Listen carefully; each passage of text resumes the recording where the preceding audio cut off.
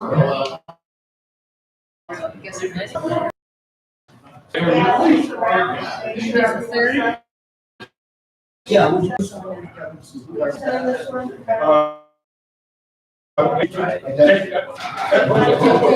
I got a pen.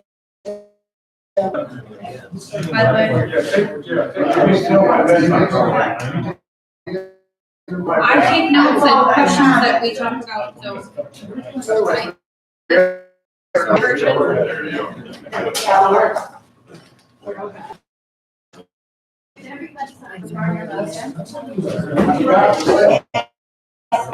No, not yet.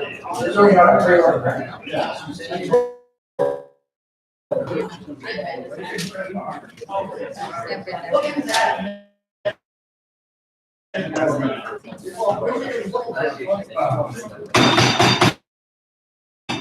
Ladies and gentlemen, we start this meeting off with the Pledge of Allegiance.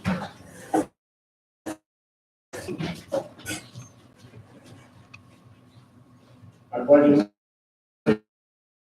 the United States of America and to the republic for which is one nation under God, indivisible, with liberty and justice.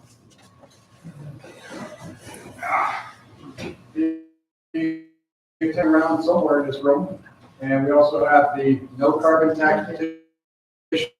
It's nice to get that signed because we've got all the mess on our hands.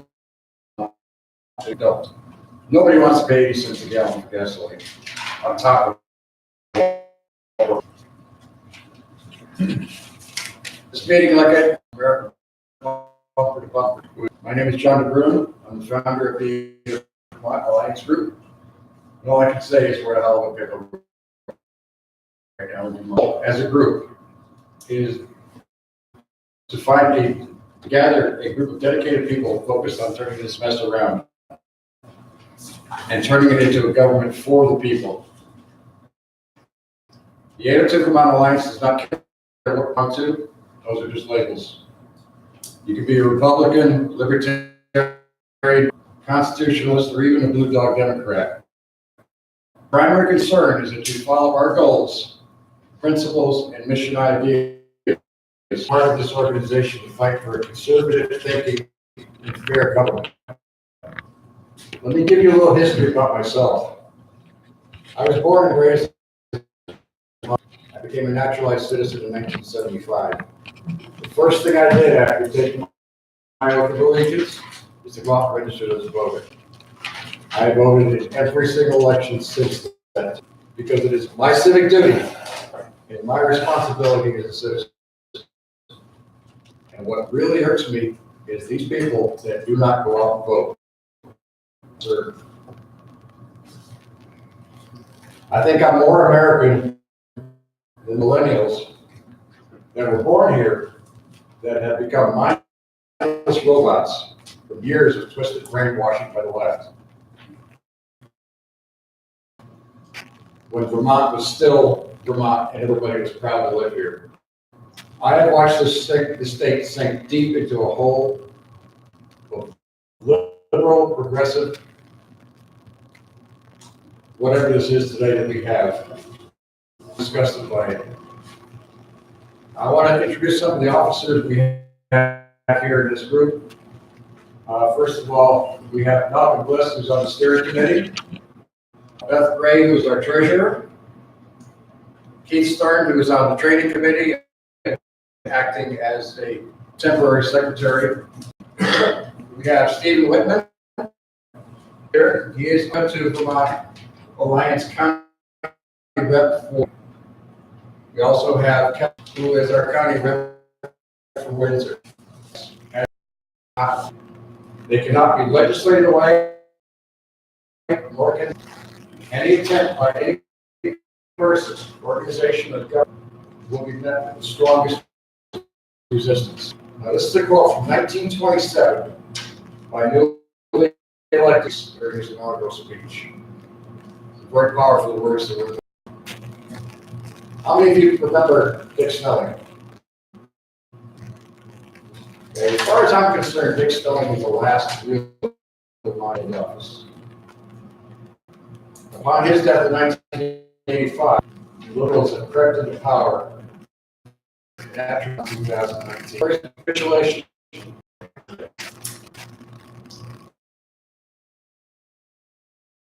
And that to me is not a sign of a good governor. Why is it every time I hear someone mention the word artificial, I need to know? The current legislature front to conservative ideals in Vermont, and the last Vermont session was not. I like to do comparisons. You know, let's take Vermont, New Hampshire, 18 legislative session. In Vermont, the normal House of Representatives 4 new bills. The Senate introduced 290. They failed to come up with a workable budget. Phil Scott session, which lasted another 3 weeks. Now, mind you, in that special session, the House had 18 bills in a session, and none of them. Okay. Was 11th hour. Let this sink in. They combined bills introduced last year, 1,044. Only $300 bills, $173 each. How do you ask? So last year's session, taxpayers, 5.4. Contrast in New Hampshire, they introduced their normal 2-month session. The entire cost of the legislative session was $20,000 to $25,000, as opposed to our 5.4 million. Yeah.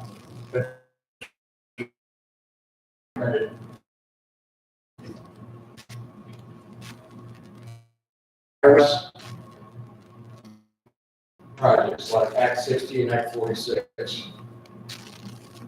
Business Act 250, which are going to be when the new amendments go into effect.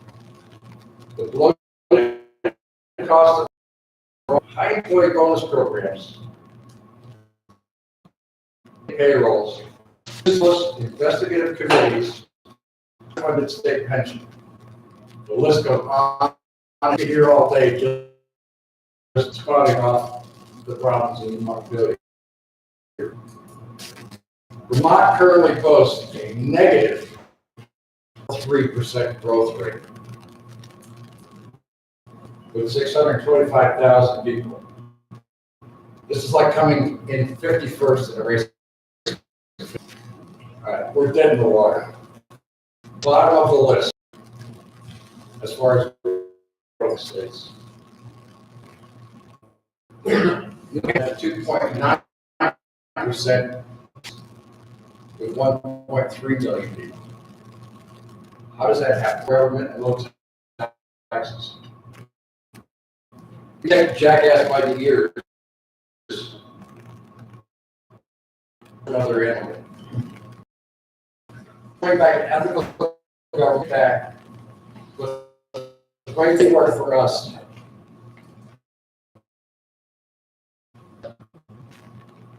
These lawmakers, quote unquote, get an education on the subject. They plan to write the Martin Lalondes of the world, putting out tons of legislation for all Vermonters every year without a single shred of knowledge or information, like he did with us 55 amendments. But he certainly does studying. And will it do any good to stop the carbon tax? The only way they listen is step up. It's a proven fact that politicians and government do not. We are wasting our efforts and wasting our breath. I believe we have to ramp things up and starting to use their own agenda in a peaceful, powerful way. Senator KK, extreme left has their Antifa movement. The socialists and libtards have their college kids. What do we have? Where's our voting?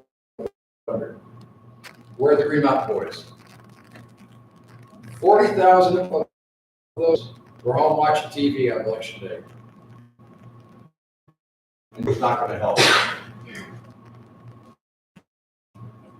About 6 weeks ago, I remember it was on Facebook. The question was, what concerns right now? The number one, high taxes and property taxes. And we know gun laws are important because 19 produced this year alone. Number 4 was the healthcare issue, Vermont Health Connect, and the hit that Governor Phil signed last year. Double it now. Number 5 was a toss-up between voter fraud and education taxes. Up to Act 250 upgrades. This was the future of homeschooling. We all know what kind of in. Number 7, progressive domination, large government, drugs, accountability, welfare fraud, minimum wage, and state pension deficits, voter apathy, voter ID, good job, and excessive state spending. And that was across the board who responded to that survey. I want to take some time to introduce some of our, and we'll get it started with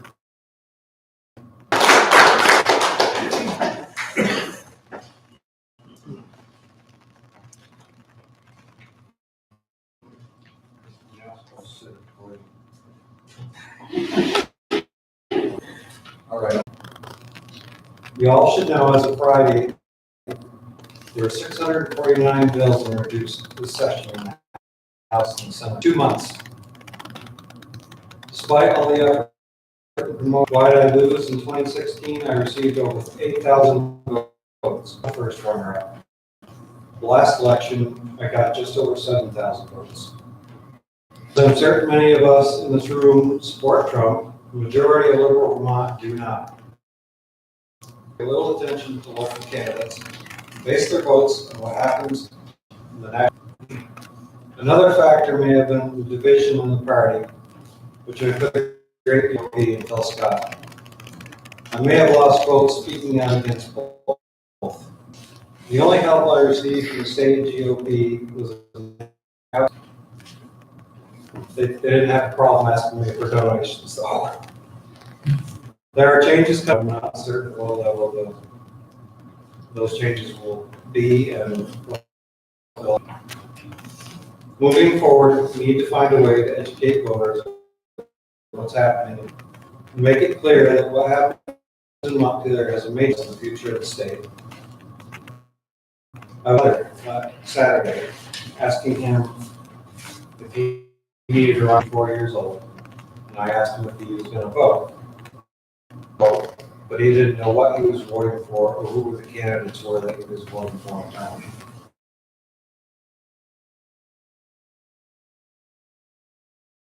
Doctors are in this group lacking knowledge of what's happening locally. Recruiting good candidates will be a great challenge. Support for constitutional conservatives is discouraging if you are campaigning for a loss. Campaigning takes a great deal of being out and vote, dumping off your bump stock or fishing. You'll have to attend events. There are no excuses for not voting. You don't even have to leave your house these days. It has been greatly improved for your convenience. We need to put a cap on the insanity of Montpelier. We all have, or we'll all have to leave. I wish and if anybody has any questions, I'll be happy to talk. Thank you. Thanks, Randy. You're up? Sure, I'll give it a whirl. Really great. I know. I'm from Plymouth, and I ran myself for office in 2016. That's when I first met Randy. Windsor 5 House seat, which was the infamous seat at that time. I sat back and watched her for 4 terms, and decided, screw this, I'm jumping in and going against her. At that point, she decided to send as the acting chair of the Windsor County GOP. Job to desk. I kind of just walked into it, so to speak. Chair at the time stepped down. I was asked to come to a meeting and give my piece. Actually, gave a piece. The long and short of this right now, fractured, I guess, is the best word to put it. Now, a lot of ire, from both, taking, so to speak. Organization, where candidates like Randy they can go out and be candidates, but the end of the infrastructure and it all boils down to organization at the grassroots level, and build. And I don't have a silver bullet answer as to how that happens, but I could say that the unfortunate reality of unsexy work needs to be done. And what I mean by that is we often sit back and encourage people like Randy and Beth to step up and run. It's kind of the time for that is past. I'm just speaking of how I see this, but I think what is necessary, a few years actually, it may take 2, 3, 4 election cycles, but or a group like this, people like us, we need to step up and do this, and that involves, organizing. I've said it 4 times already, but if you look at who's on the chair, there are only 3, 4, 5, 6 out of the whole county. So that means all the rest of the towns in just Windsor County have no acting Republican committee chair, officers that meet, get together once a month and have a meeting and raise money and results of how you support a candidate. And unless that is done, you can have the best candidate in the world and run under the Republican banner and amount to hell of beans. This is possible? Absolutely. I mean, I agree with what's going on in the overall framework. I have my own views on that, but at the end of the day, there's nothing, from going into the town, saying, hey, shaking the tree, I want to run for this, I want to play. Because talk, not just this group, whatever, all different kinds of groups. When off, should we, start a new party? And, if right now, let's start a new party. You've still got, in order to be viable in the eyes of the state, the Republican Party lined up the party to be and use what's already there. The foundation's already laid. It's better for worse. We have a Republican governor for now. If we can, organize the Republican Party to support what we like, then we can raise money and push these candidates to the fore and start filling the legislature back up. As with saying, in terms of the Republican Party, obviously Keith Stearns sitting right here. I mean, there was a lot of acrimony in the last election. At the end of the day, we got to look at what's going on in the state of Vermont. The Republican Party, for all rights and purposes, it's not, it's firing on not all cylinders. You've got a governor that's highly, a Republican, maybe in name only in certain things, but he's playing electoral politics. Running for governor is a lot like running for president, different way. So, can we hold him valuable for some of the things he's done and said? Absolutely. I was out with Ed Cutler and everybody, the whole gun thing went down. Randy was there, you know. He broke his word. The Republican Party, Deb Bellato, the officers, I just went to a meeting, all the chairs, everybody was present. It's just kind of, the Republican Party statewide, their hands are somewhat tied because they don't have, you know, all the governor, so to speak, legalization, not standing for the legalization of marijuana. And I was chairs of 16 chairs that didn't sign it. I feel that, you know, things as a group, you know, an issue. I'm looking at it from Windsor County. We have to be realistic in terms of our values and how we choose to train and, you know, bring people to the force. We have to drive people to play in terms of, you know, roads and avenues we can take.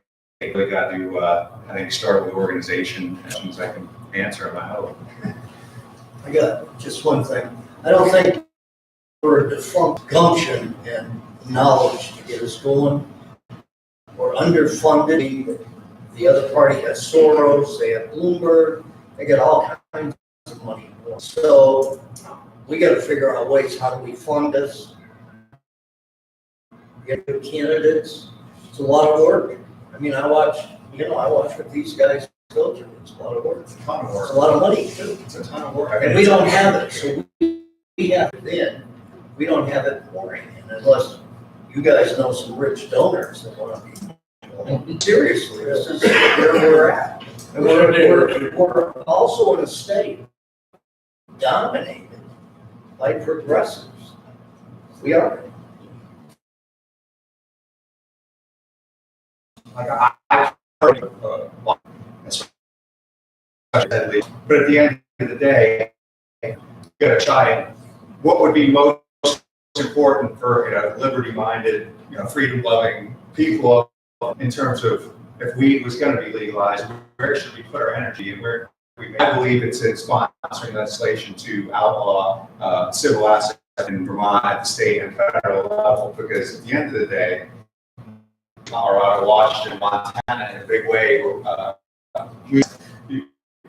once that flagpole, you know, the flag says, oh, great, you know, it's a federally controlled zone. They set up a field office, and then they go out and they're, you know, dabbling in the new marijuana industry.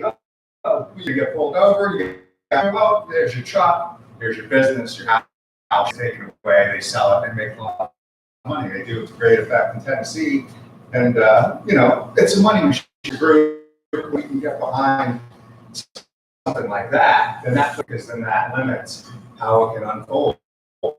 You know, we're going to put limits on policing and whatnot, then everybody starts, oh, well, then maybe we perhaps ask them.